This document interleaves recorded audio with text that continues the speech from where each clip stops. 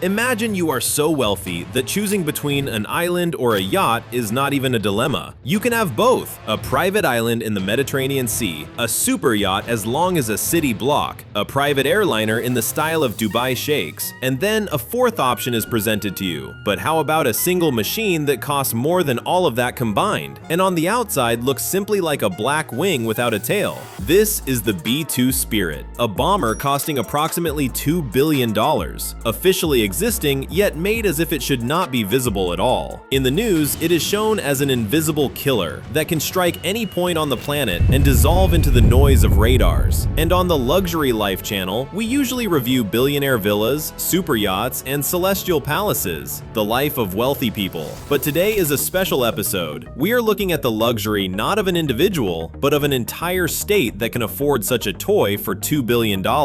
Listen to this story to the end and honestly answer to yourself, is this the pinnacle of security and technology, or the most expensive toy in history? And what would you personally choose having such a check? An island, a yacht, and a collection of airplanes, or one single B-2? Welcome to the channel for the richest.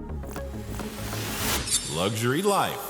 The factory of smart long darts. Somewhere deep within an airbase, there is a room that looks more like a Swiss watch salon than a military warehouse. White walls, even lighting, filters that circulate the air as if they were assembling medical devices, not weapons. Not because the technicians crave comfort, but because here they assemble munitions, each of which costs as much as a good apartment in a major city, sometimes as much as two. A brain, a guidance kit, is placed onto the bomb's casing. Inside, a tiny GPS antenna and an inertial module that senses movement less than the thickness of a human hair. This is a small but very expensive brain that will later calculate the trajectory in real time. The most fragile element of the entire structure is a small connector, the umbilical cord between the bomb and the aircraft. Through it, just before release, the B-2 transmits coordinates, wind speed, pressure, and time of flight. If this umbilical cord does not function perfectly, you get not precision-guided munitions, but a very expensive metal cylinder. Technicians work like jewelers. Every bolt is tightened only with a torque wrench. Too loose, vibration in flight will shake everything loose. Too tight, the casing of the kit could crack. One such guidance kit costs as much as a premium sedan, and yet it will never be seen by neighbors. It will never sit in a garage. It will never appear on Instagram. It is hidden inside a consumable item that ideally will disappear without a trace. Next, the tail section with control fins is attached to the bomb. Each fin is moved by its own electric motor, capable of adjusting position by fractions of a degree. Before leaving the workshop, the tail section is run through a program. The fins move, pause, move again. Half a second of jamming, and accuracy drops not from meters, but from tens of meters. In the final stage, the bomb is weighed. Not approximately 1 ton, but an exact number. For us, a difference of a couple of kilograms changes nothing. For the B-2's computer, it is an entirely different impact trajectory. And throughout all this, until the moment of release, the bomb is absolutely safe. The fuse is depowered, the batteries are dormant, all the intelligence operates only in test mode. While it is on the cart or in the bomb bay, it is simply a very expensive metal cylinder. Imagine yourself in the technician's place. Before you is a row of such cylinders, each priced like an apartment. Your hand trembles, you over-tighten a bolt, and someone has just lost a chunk of budget equivalent to the annual salary of an entire office. This is the Russian roulette these people go to work with every day. Would you want such responsibility?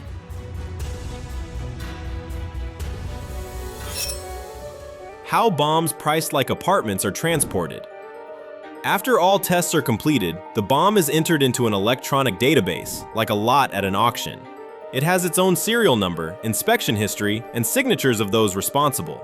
And only then is it loaded onto special trailers.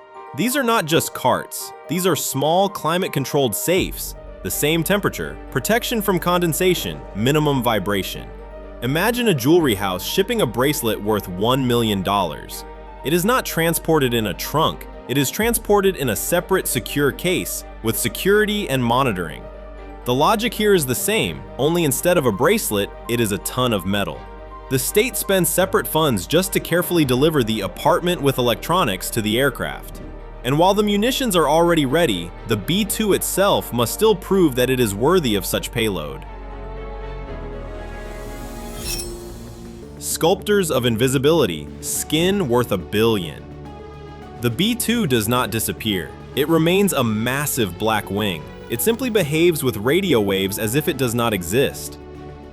Instead of ordinary paint, a special material. In durability, more like a chalkboard than aviation enamel. Inside are microscopic iron spheres that absorb radar energy and convert it into heat. Any hail, heavy rain, bird, carelessly placed ladder, spilled fuel, and a micro crack appears on the smooth surface. To a radar, this is already a tiny mirror. Before an important mission, people crawl over the aircraft who can easily be called sculptors of stealth. They inspect the leading edges, the first line of impact for radar waves. Peer into the air intakes. Any ridge there turns into a beacon. Check the panel joints, beneath which conductive tape is hidden. Every seam must be like a perfectly applied film on a new smartphone. A gap the thickness of a credit card, and somewhere on a distant radar, an extra blip suddenly appears. If a defect is found, jewel-like work begins. The damaged area is sanded. A fresh layer of coating is applied within a narrow temperature range, then sanded again. The tolerance for smoothness is just a few sheets of paper over a long section. In essence, each time the B-2 is not just repaired, it is re-sculpted. Imagine a craftsman spending 8 consecutive hours sanding the same section, knowing if he overdoes it, somewhere in another country, a dot will light up on a radar where it should not be. How much would you charge for such a workday? If you added up all the man-hours spent on this skin over the entire service life of the aircraft, you would get the maintenance budget of an entire fleet of super yachts. And this is only the outer layer.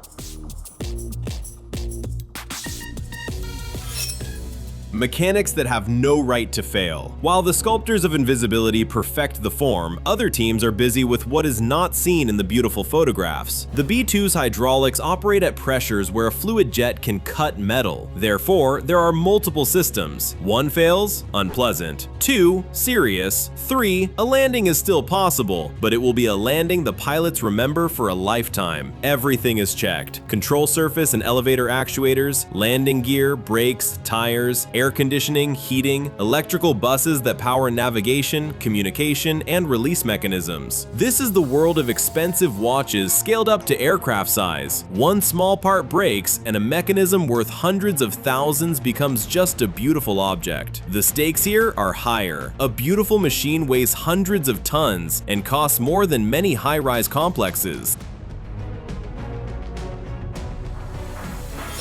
Crew worth millions. The aircraft is ready, the weapons await. But without people, the B-2 is an expensive statue. Separate from the hangars is the crew's laboratory. Masks, helmets, suits, vests. All of this costs as much as fine cars, but is created for one single client, the pilot. The B-2 flies so high that simple depressurization without protection turns into a deadly situation in seconds. An ordinary oxygen mask is insufficient. Specialized high-altitude suits are required. Each mask is connected to a rig that simulates rarefied air and G-forces. It must supply oxygen even when the pilot struggles to simply inhale. The built-in microphone is tested just as rigorously. Communication cannot fail at the moment when speaking quickly and clearly is vital. Helmets cost more than many premium automobiles. Inside them are mounts for night vision and the ability to darken the visor in milliseconds if a nuclear flash erupts in the sky. Survival vests are packed with beacons, signal mirrors, and water purification tablets. In everyday life, this looks like a cheap tourist kit, but at the moment of ejection, it is worth more than any luxury watch. G-suits inflate to prevent blood from draining from the head during maneuvers.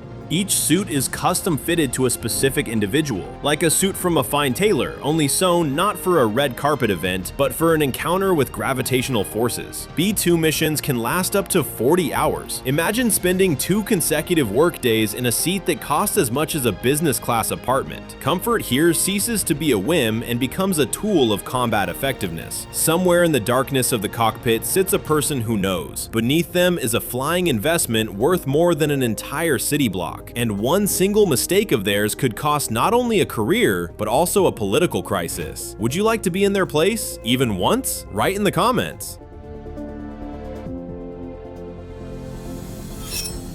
The hottest pit stop on the planet. One of the riskiest operations on the ground is not takeoff or landing. It is the moment when the B-2 is refueled without shutting down its engines. This mode is necessary when the aircraft must return to the skies faster than a full shutdown and restart cycle allows. Time is also a luxury. The B-2's 4 engines, even at idle, exhaust so much hot air that next to the nozzles, metal would feel like foil over a burner. People approach the aircraft in silver suits. At first glance, cosmonauts. Only the rocket here stands on a concrete runway and looks like a black wing worth $2 billion.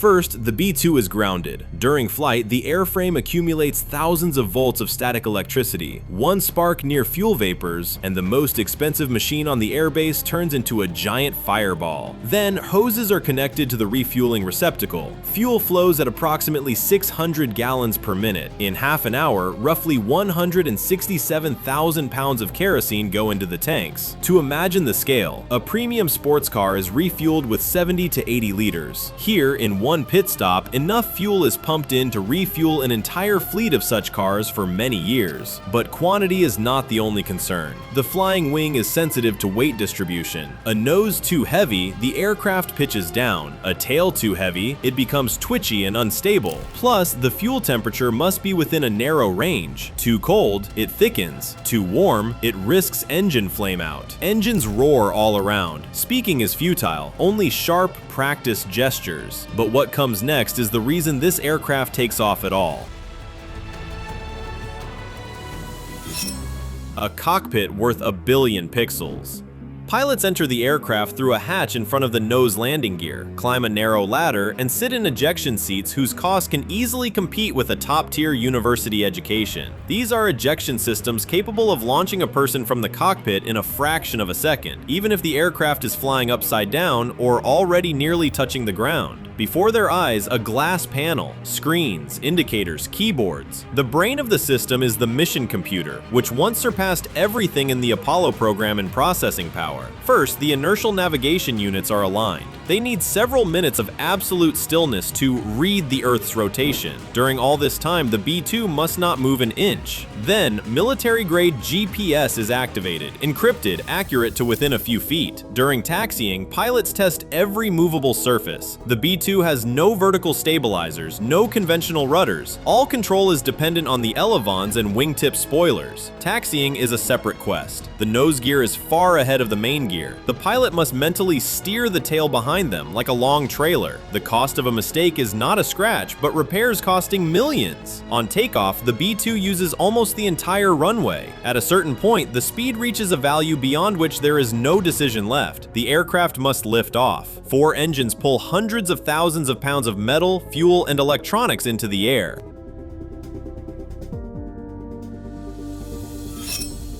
Flight where the air runs out.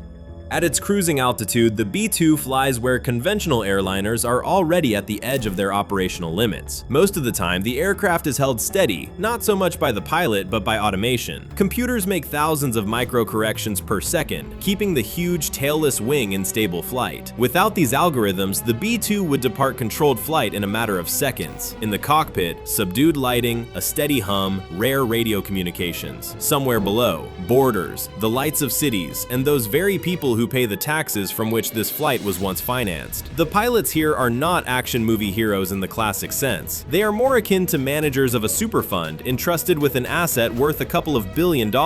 They monitor the route, avoid air defense zones, coordinate refueling, and prepare the weapons for the moment they must awaken. While all this happens, the bombs inside still do not know where they are going. All coordinates are stored in the aircraft's memory and transmitted to the weapons at the last moment.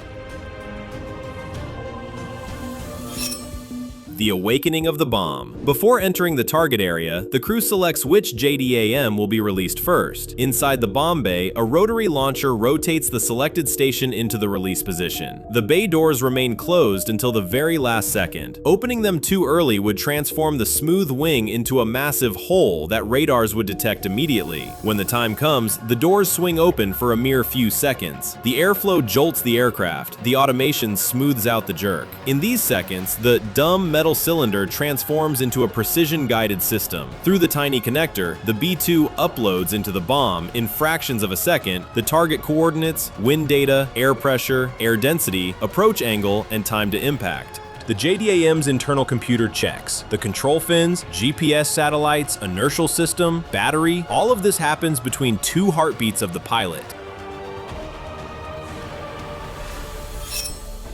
A fall worth cities. The sway braces release. Pneumatic ejectors gently push the bomb downward. At the moment the connection with the aircraft is severed, a thermal battery activates inside the JDAM, powering all its electronics. The fuse begins its countdown. The tail control fins unlock and deploy. GPS connects to satellites. The bomb determines its exact position and calculates the route to the target, accounting for wind, air density, even the planet's rotation. It does not fly like an airplane. It falls. But it falls intelligently, constantly adjusting its trajectory, trading altitude for lateral movement, and steering the impact point towards the designated aim point. If GPS is jammed, the bomb switches to its inertial system. Accuracy decreases, but for a large target, the difference between 10 meters and 30 meters is still lethal. In the final seconds, the control fins move constantly, almost like a tremor. A radar altimeter provides altitude. The computer makes a final correction, and the impact point shifts another few meters. Then, a flash and a shockwave.